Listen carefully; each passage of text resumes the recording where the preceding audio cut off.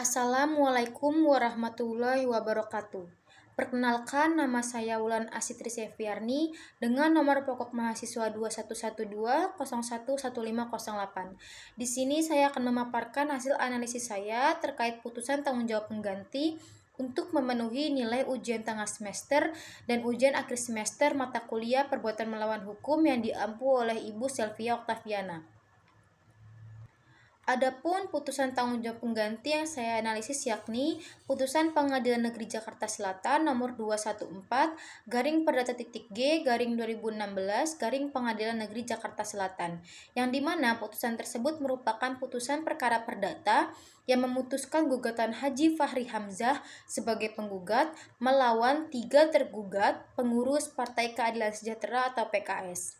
Terdapat beberapa poin penting dalam putusan tersebut, yakni nomor putusan 214-Perdata.G/2016 Pengadilan Negeri Jakarta Selatan. Tanggal 7 Desember 2016, tingkat proses pertama, klasifikasi perdata, kata kunci gugatan, tahun 2016, tanggal register 4 April 2016, Lembaga Peradilan Pengadilan Negeri Jakarta Selatan, jenis Lembaga Peradilan Pengadilan Negeri, Hakim Ketua Made Sutrisna, Hakim Anggota Krisnugroho Sri Pratomo dan Ahmad Rifai, Panitera Muhammad Anwar, dan dengan catatan amar yakni mengabulkan tuntutan provisi penggugat untuk seluruhnya, menolak seluruh eksepsi yang diajukan oleh tergugat, mengabulkan gugatan penggugat untuk sebagian, menyatakan tergugat 1, tergugat 2, dan tergugat 3 telah melakukan perbuatan melawan hukum, menyatakan tidak sah dan atau batal demi hukum dan atau tidak mempunyai kekuatan hukum mengikat seluruh perbuatan atau keputusan tergugat 1 terkait proses pemeriksaan dan persidangan terhadap penggugat. Dalam putusan ini, Pengadilan Negeri Jakarta Selatan mengabulkan gugatan penggugat sebagian dan menyatakan tergugat 1, tergugat 2, dan tergugat 3 telah melakukan perbuatan melawan hukum. Selain itu, putusan ini juga menolak seluruh eksepsi yang diajukan oleh tergugat dan mengabulkan tuntutan provisi penggugat untuk seluruhnya. Putusan ini memutuskan bahwa tergugat 1, tergugat 2, dan tergugat 3 telah melakukan perbuatan melawan hukum dan tidak mempunyai kekuatan hukum mengikat seluruh perbuatan atau keputusan tergugat 1 terkait proses pemeriksaan dan persidangan terhadap penggugat. Pengadilan juga menghukum tergugat untuk membayar biaya perkara yang hingga saat ini ditaksir mencapai Rp4.336.000.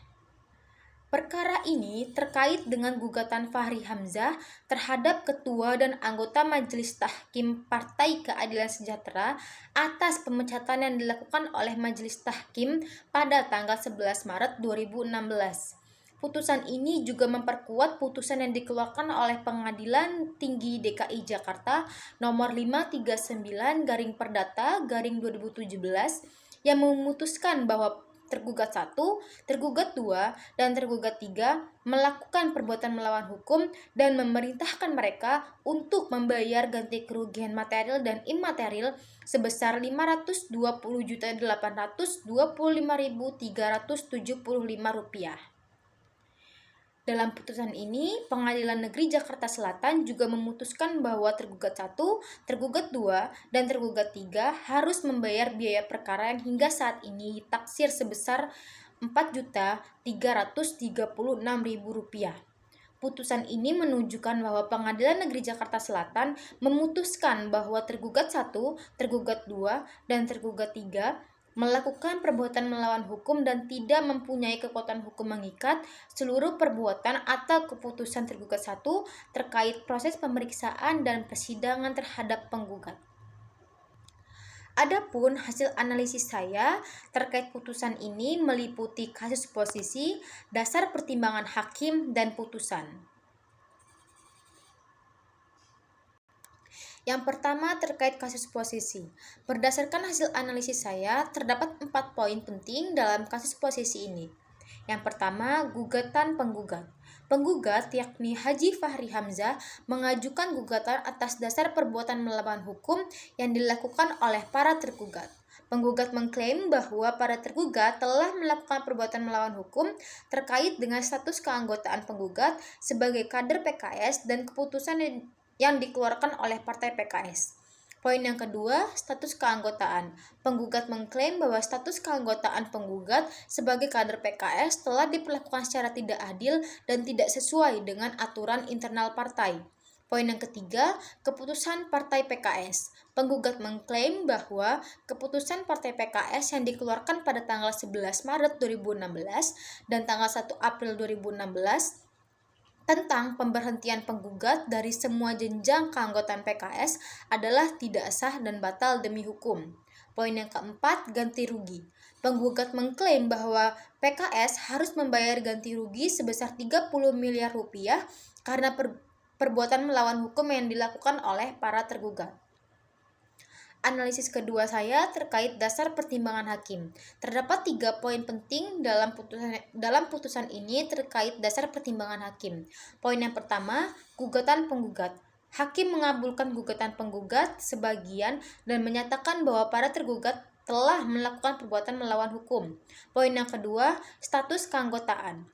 Hakim menolak status keanggotaan penggugat sebagai kader PKS dan menyatakan bahwa keputusan partai PKS yang berkaitan dengan status keanggotaan penggugat adalah batal demi hukum. Poin yang ketiga, tanggung jawab. Hakim menghukum para tergugat untuk membayar ganti kerugian material dan imaterial kepada penggugat sebesar 30 miliar rupiah. Poin yang selanjutnya yaitu putusan. Terdapat 3 poin penting hasil analisis saya terkait putusan. Yang pertama, Pengadilan Negeri Jakarta Selatan. Pengadilan Negeri Jakarta Selatan mengabulkan gugatan penggugat sebagian dan menyatakan bahwa para tergugat melakukan perbuatan melawan hukum. Poin yang kedua, Pengadilan Tinggi DKI Jakarta. Pengadilan Tinggi DKI Jakarta mengkuatkan putusan Pengadilan Negeri Jakarta Selatan. Poin yang ketiga, Mahkamah Agung. Mahkamah Agung mengabulkan permohonan peninjauan kembali PKS dan menyatakan bahwa pemecatan penggugat oleh PKS tetap dinyatakan batal demi hukum. Namun, Mahkamah Agung menghapus ganti rugi 30 miliar yang diklaim oleh penggugat. Sekian hasil analisis saya. Wassalamualaikum warahmatullahi wabarakatuh.